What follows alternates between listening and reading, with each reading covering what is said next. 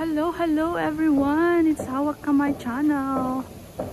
Ayan, naglalakad tayo guys. Galing ako sa grocery store.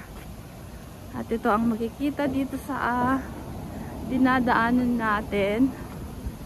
So, ipapakita ko sa inyo guys yung cargo train. Which is I am on the bridge right now. Nasa bridge ako ngayon. So, ipapakita ko sa inyo guys. Ayan yung daanan ng cargo train. So dito naman sa taas ay ang bridge. So dito yung access ng mga tao na dadaan dito. So ito ay halos 3 times a week ako dito or 4 times a week ako dito. Naglalakad pupunta sa grocery store. Malapit lang ito guys sa amin.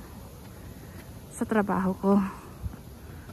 At ayan, walang train ngayon. Hindi tayo nakachamba.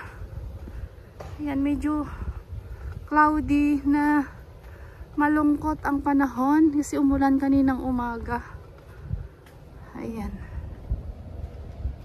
Ito, palagi itong matanda dito. Palaging nag-aabang ng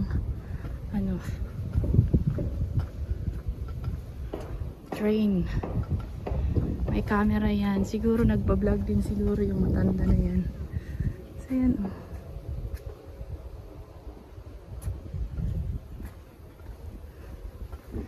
Yan, may mga videos ako dito. May mga short videos ako dito na nakikita nyo guys kung naglalakad ako. Yan. Alright guys. Maraming salamat. Bye bye.